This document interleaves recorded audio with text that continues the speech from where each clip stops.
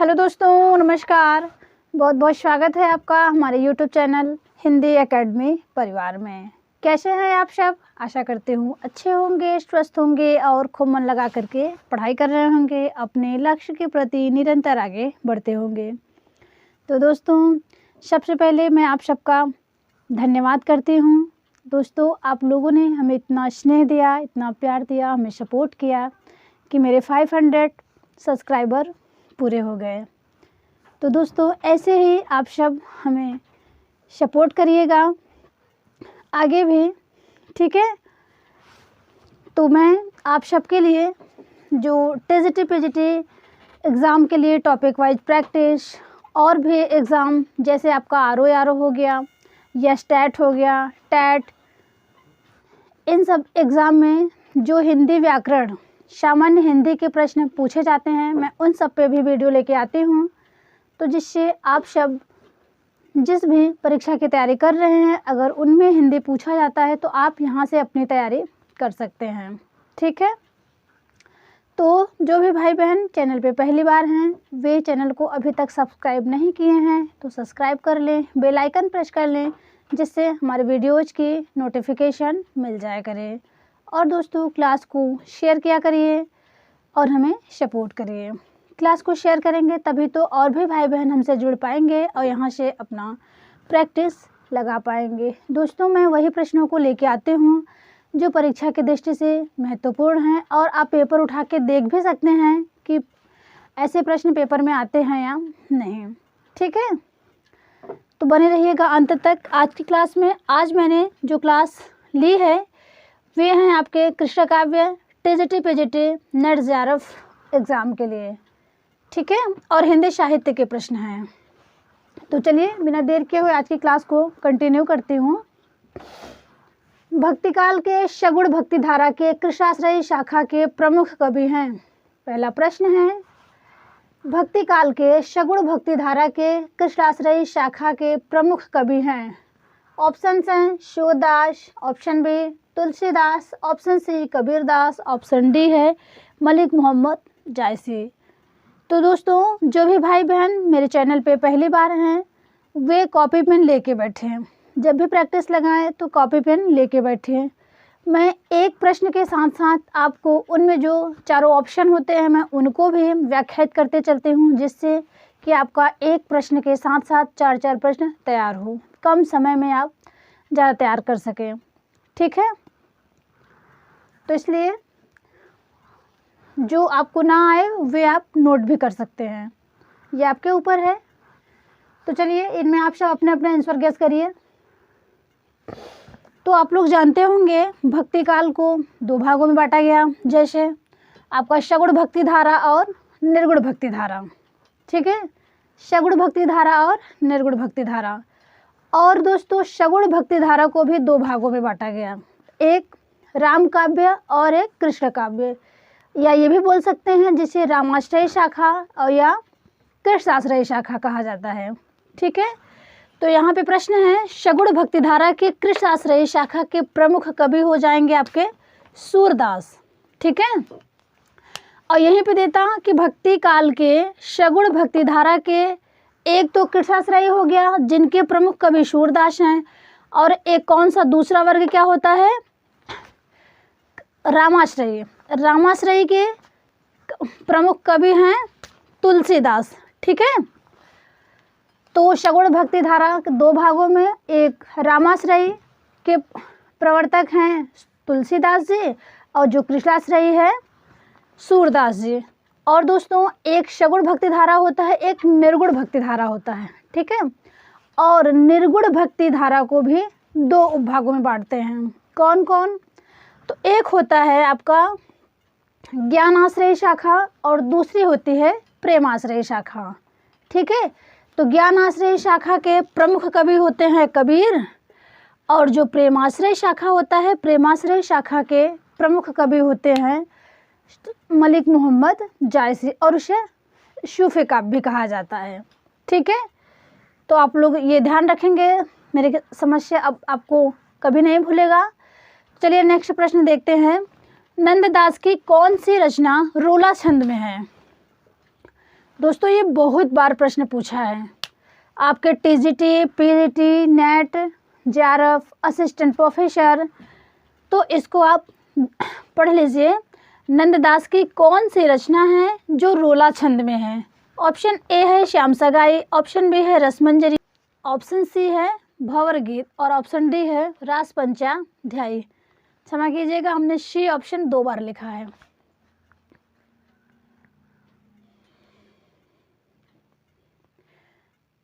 तो देखिए जो नंददास की वो रचना है रोला छंद में, रास पंचाध्यायी। ठीक है, रास पंचाध्यायी, इसमें 5 अध्याय हैं।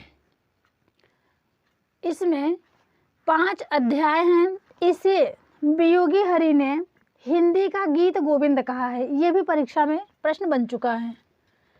इसे यानी रास पंचाध्यायी को वियोगी हरि ने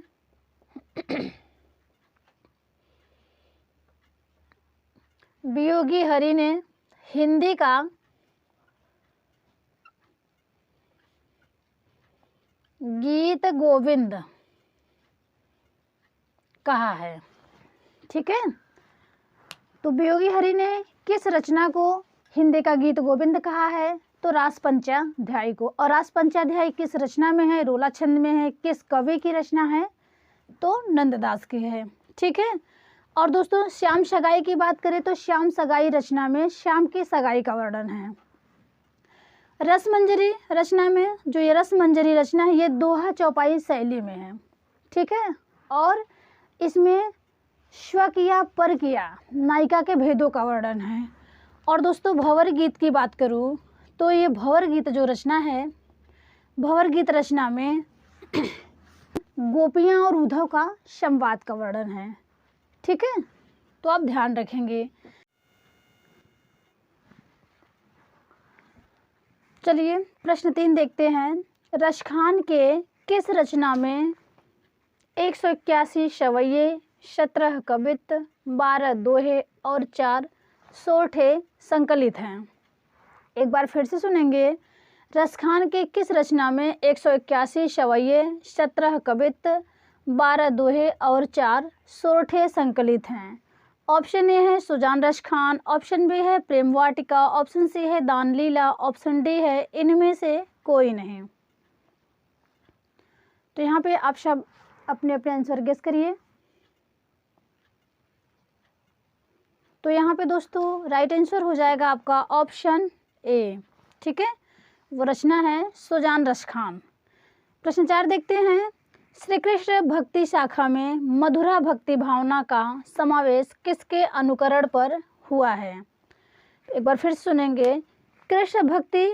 श्री कृष्ण भक्ति शाखा में मधुरा भक्ति भावना का समावेश किसके अनुकरण पर हुआ है? ऑप्शन ए है रसखान, ऑप्शन बी है चैतन्य महाप्रभु, ऑप्शन सी है विष्णुदास, ऑप्शन डी है रामानुजाचार्य।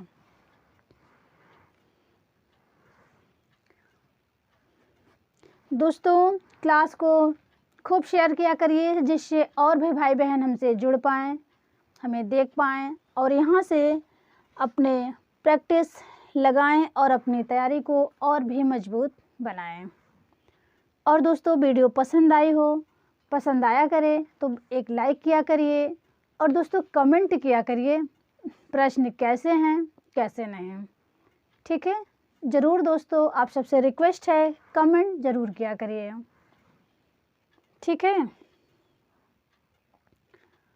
आपके कमेंट से हम और मोटिवेट होते हैं और अच्छे अच्छे प्रश्न आप सबके लिए लेके आते हैं। ये प्रश्न मैंने बहुत मेहनत से आज के वीडियो में लेके आई हूँ। मैंने बहुत मेहनत की है आज का ये क्वेश्चन पेपर बनाने में।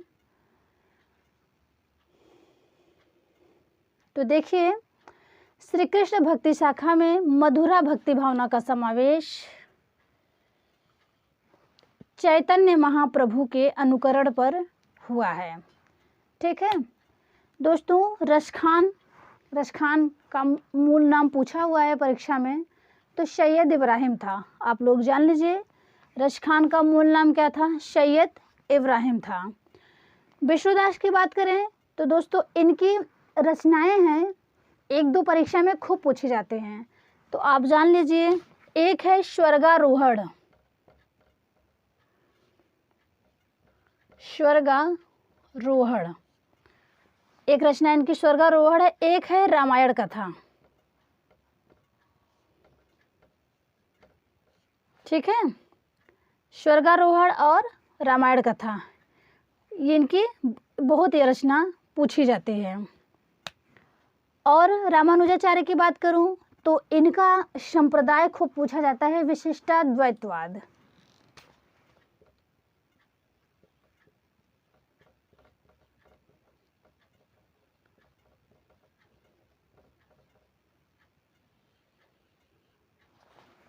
ठीक है दोस्तों, विशिष्टाद्वैतवाद संप्रदाय किसका है? तो रामानुजाचार्य का है। और विष्णुदास की रचना है स्वर्गारोहण और रामायण कथा। एक दो रचना और है, इसमें याद नहीं आ रहा है। एक और रचना इनकी बहुत पूछी जाती है।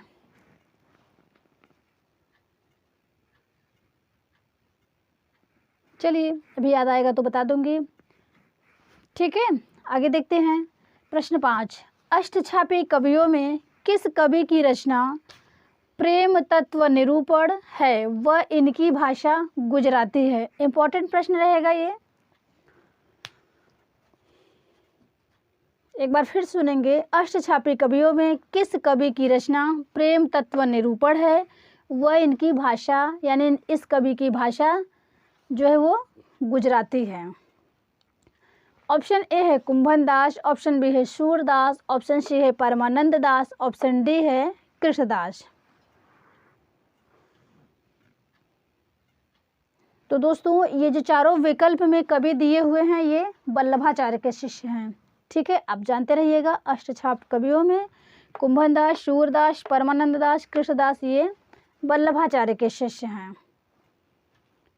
तो देखिए, प्रेम तत्व निरूपण रचना जो है ये है आपका कृष्णदास का।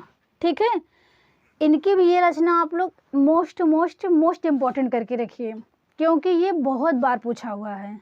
एक तो है प्रेम तत्व निरूपण और एक है जुगलमान चरित। जुगलमान चरित, ये दोनों रचना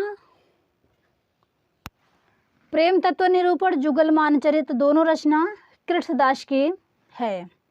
ठीक है, और दोस्तों ये जो कृष्णदास जी हैं ये चिलोतरा गुजरात के, इनका जन्म स्थान है चिलोतरा गुजरात। ये भी परीक्षा में पूछा है, चिलोतरा गुजरात।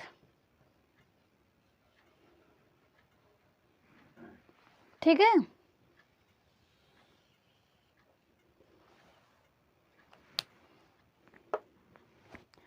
और कुंभन दास की एक पंक्ति पूछी जाती है, एक कुंभन दास की पंक्ति है पूछी जाती है खूब कि संतन को कहाँ सी करी शो काम, आवत जात पर नहीं टूटे, बिसरी गयो हरि नाम। ये बहुत बार पूछा गया है। और सूरदास की रचना है शोरसागर है, शोरसारावली है, साहित्य लहरी है।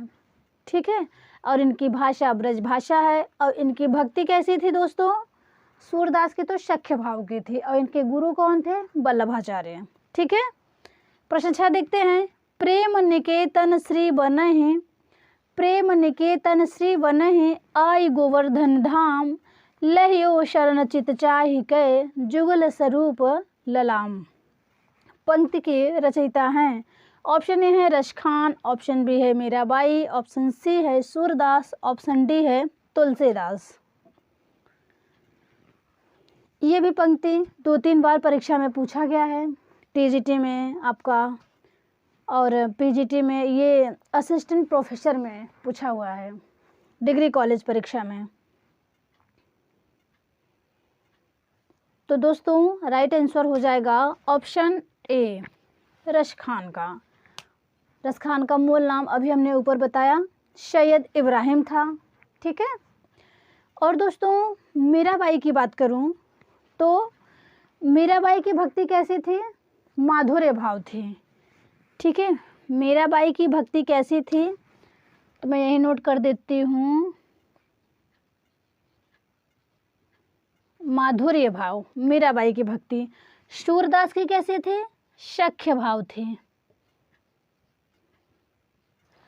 और दोस्तों तुलसीदास की भक्ति कैसे थे? दास्य भाव थे। ठीक ना।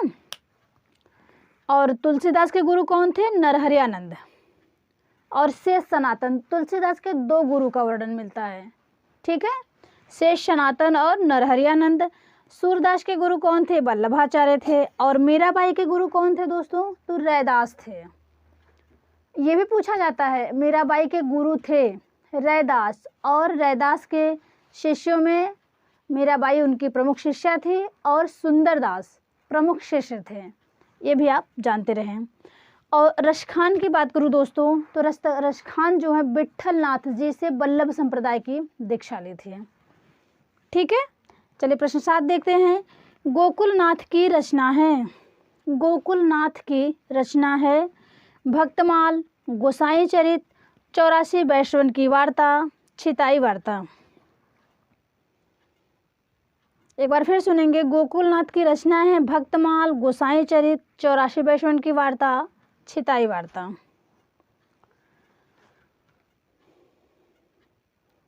तो इनमें राइट आंसर हो जाएगा दोस्तों ऑप्शन नंबर सी।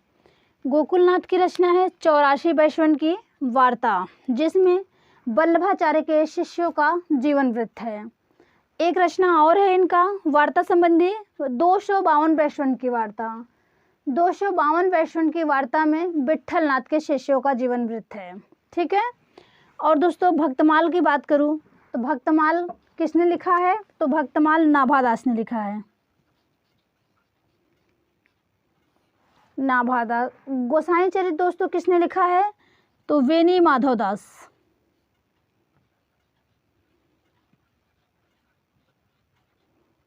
ठीक है, गोसाई चरित वेनी माधवदास ने लिखा है। और 84 वैष्णवन की वार्ता वह 252 वैष्णवन की वार्ता, ये वार्ता साहित्य ग्रंथ है, ये गोकुलनाथ जी का है। ठीक है। छिताई वार्ता की बात करें तो इसे नारायण दास ने लिखा है। ठीक है, छिताई वार्ता नारायण दास ने लिखा है। तो दोस्तों मैंने अपने पहले के वीडियोज में मेरे ख्याल से मैंने आदिकाल से मैंने प्रैक्टिस कराया हुआ है, कृष्ण काव्य तक मैं पहुंच गई थी। तो अब से मैं यहाँ से आप सबको प्रैक्टिस दूंगी। ठीक है, तो चलिए स्क्रीनशॉट ले लीजिए, फिर आगे बढ़ें। तो प्रश्न 8 देखते हैं। एक कथन है दोस्तों, टीजीटी पीजीटी एग्जाम में कथन भी खूब पूछा जाता है, तो हमने एक कथन लिया हुआ है। सूरदास जब अपने प्रिय विषय का वर्णन शुरू करते हैं तो मानो अलंकार शास्त्र हाथ जोड़कर उनके पीछे दौड़ा करता है। उपमाओं की बाढ़ आ जाती है, रूपकों की वर्षा होने लगती है। ये कथन है। एक बार फिर सुनेंगे। सूरदास जब अपने प्रिय विषय का वर्णन शुरू करते हैं तो मानो अलंकार शास्त्र हाथ जोड़कर उनके पीछे पीछे दौड़ा करता है। उपमाओं की बाढ़ आ जाती है और रूपकों की वर्षा होने लगती है। ये कथन है। ऑप्शन ए है हजारी प्रसाद द्विवेदी, ऑप्शन बी है आचार्य शुक्ल, ऑप्शन सी है डॉक्टर नगेंद्र, ऑप्शन डी है मिश्र बंधु। तो आप सब अपने अपने आंसर गेस करिए। तो यहाँ पे दोस्तों राइट आंसर हो जाएगा आपका ऑप्शन ए। सूरदास जी के विषय में ये कथन है हजारी प्रसाद द्विवेदी का। दोस्तों हजारी प्रसाद द्विवेदी जी ने कबीर के विषय में भी एक तथ्य कहा है। कबीर वाड़ी के डिक्टेटर हैं। ये कथन हजारी प्रसाद द्विवेदी का है। ठीक है। प्रश्न 9 देखते हैं। भ्रमर गीत रचना के लेखक हैं। बार फिर सुनेंगे। भ्रमर गीत रचना के लेखक हैं सत्यनारायण कविरत्न, नंददास, सूरदास, बनारसी दास, चतुर्वेदी। इनमें आप सब अपने अपने आंसर गेस करिए। तो देखिए भ्रमर गीत रचना के लेखक हैं सूरदास, ऑप्शन सी राइट है। ठीक है दोस्तों, सत्यनारायण कविरत्न की रचना का क्या नाम है? तो क्या नाम है? तो भ्रमर दूत नाम है उनके रचना का। भ्रमरदूत सत्यनारायण कविरत्न का है और नंददास की रचना का क्या नाम है? भंवर गीत।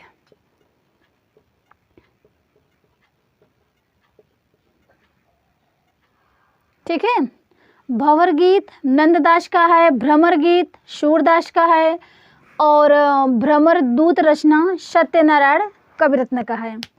दोस्तों, सत्यनारायण कविरत्न के लिए एक और इम्पॉर्टेंट तथ्य है इनसे संबंधित। सत्यनारायण कविरत्न के समस्त रचनाओं का संकलन हृदय तरंग नाम से किसने करवाया था? तो बनारसी दास चतुर्वेदी जी ने। ठीक है, तो जान लीजिए, बनारसी दास चतुर्वेदी जी ने कविरत्न यानी सत्यनारायण कविरत्न के समस्त रचनाओं का संकलन हृदय तरंग नामक शीर्षक से किया था।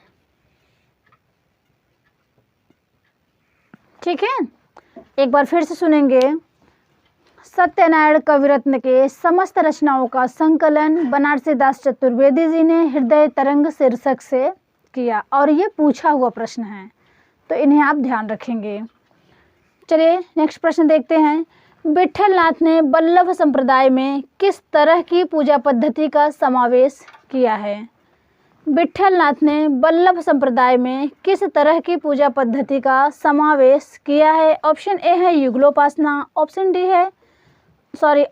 बी है बालकृष्ण की उपासना, ऑप्शन सी है कांता भाव की उपासना, ऑप्शन डी है राधा स्तुति।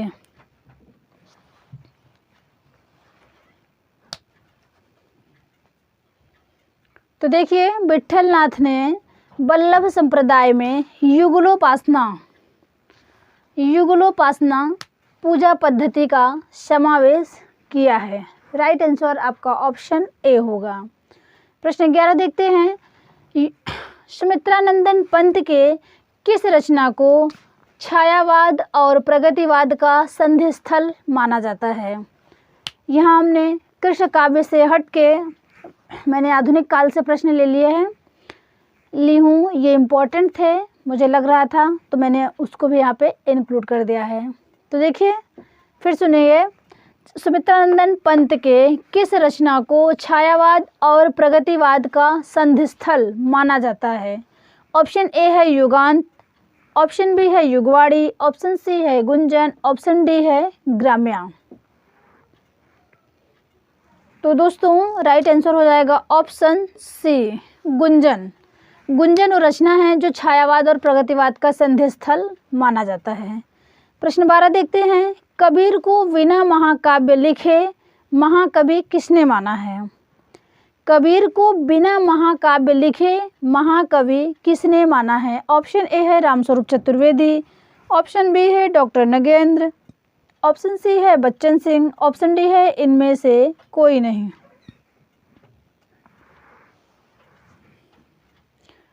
तो प्रश्न नंबर 12 में आपका राइट आंसर हो जाएगा ऑप्शन ए।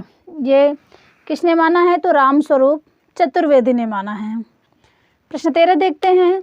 कबीर एक नई दृष्टि आलोचना ग्रंथ के लेखक हैं। कबीर एक नई दृष्टि आलोचना ग्रंथ के लेखक हैं। ऑप्शन ए है डॉक्टर धर्मवीर, ऑप्शन बी है डॉक्टर रघुवंश, ऑप्शन सी है नामवर सिंह, ऑप्शन डी है लक्ष्मीकांत वर्मा।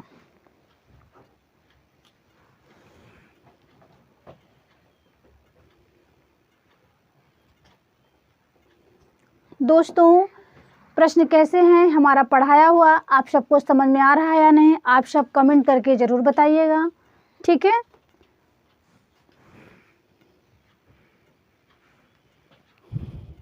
और दोस्तों आज से अब से मैं इसके पहले मैंने टीजीटी एग्ज़ाम के लिए मैंने शुरू से हिंदी साहित्य की सबसे पहले हिंदी साहित्य इतिहास का काल विभाजन, लेखन पद्धतियाँ, नामकरण और आदिकाल में मैंने सभी पे आप सबको प्रैक्टिस दिया हुआ है। आप लोग मेरे पहले के वीडियोज जाके देख सकते हैं। तो मैं कृष्ण काव्य से अब मैं इनके आगे की प्रैक्टिस लेके आऊँगी, ठीक है। और आप सब जी जान से तैयारी में लग जाइए।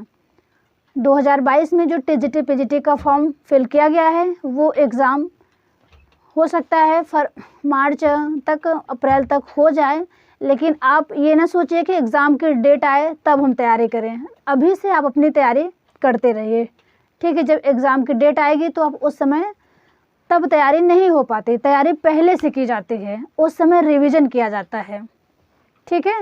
और एक प्रैक्टिस आप डेली लगाया करिए।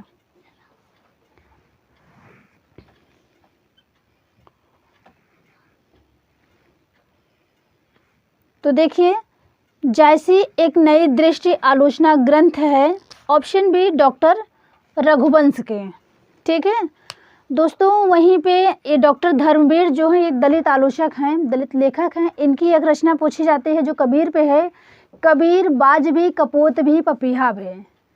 तो आप ध्यान रखिएगा, ये डॉक्टर धर्मवीर की रचना है। और दोस्तों नामवर सिंह की और लक्ष्मीकांत वर्मा के दोनों लोग की एक रचना है, वो मिलती जुलती है। इसमें बहुत से लोग कन्फ्यूजन में आके गलत कर देते हैं, इसलिए मैंने ऑप्शन में दोनों लोग को रख दिया है। और मैं यही चाहती हूँ कि मैं ऐसे आप लोग को प्रैक्टिस लेके आऊँ जिनमें एक प्रश्न में मैं 4-4 आंसर दूँ, 4-4 प्रश्न बना के आप सबको तैयारी कराऊँ, ताकि आप सबका एक प्रश्न के साथ साथ 3-4 प्रश्न तैयार हो। तो दोस्तों हमारे प्रश्न तो 14 ही हैं, लेकिन मुझे लगता है कि इसमें 40-50 प्रश्न बन जाएंगे अगर आप बनाएंगे तो, ठीक है। तो इसलिए मैं सारे ऑप्शन को भी बता देती हूँ जो इम्पोर्टेंट रहता है। तो देखिए, नामवर सिंह की वो रचना है, आप जान लीजिए, कविता के नए प्रतिमान। कविता के नए प्रतिमान, ये दोस्तों है आपका नामवर सिंह का। और लक्ष्मीकांत वर्मा का क्या है, नए कविता के प्रतिमान।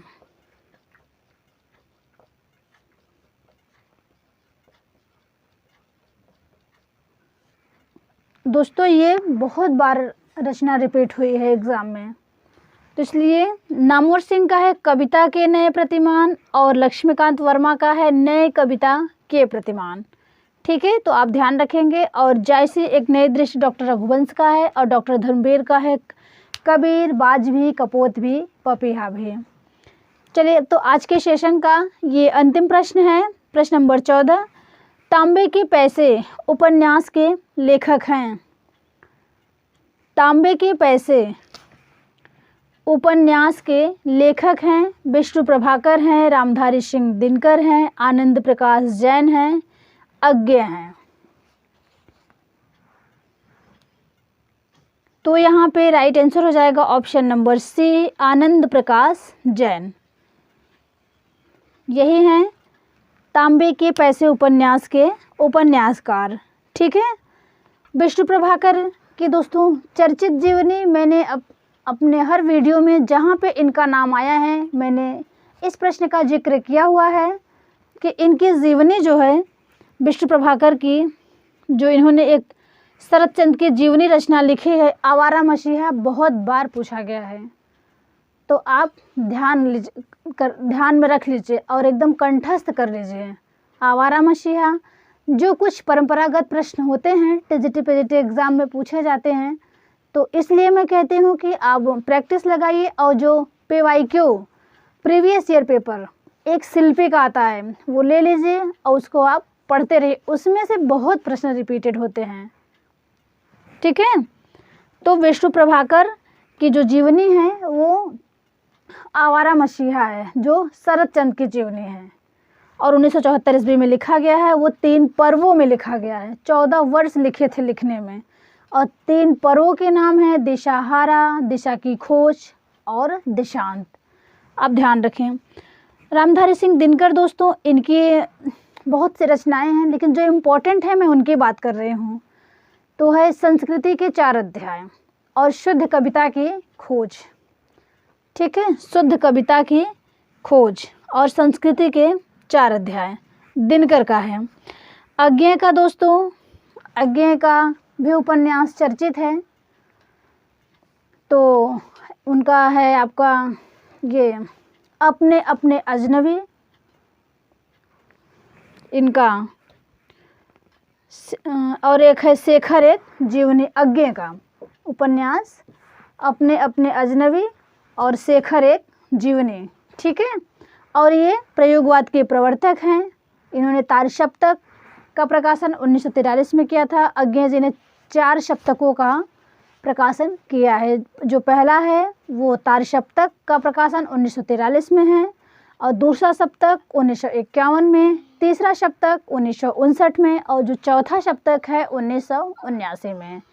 और चारों सप्तकों में 7-7 कवि हैं, ठीक है। और 3 सप्तकों में एक एक लेखिका कवित्रियाँ हैं, उनके भी नाम पूछे जाते हैं। चलिए मैं उनको नेक्स्ट वीडियो में लेके आऊँगी, ठीक है, जब प्रयोगवाद पढ़ाऊँगी तब। तो बस आज यहीं तक। अब आज मैं यहीं पे अपनी वाणी को विराम दूँगी।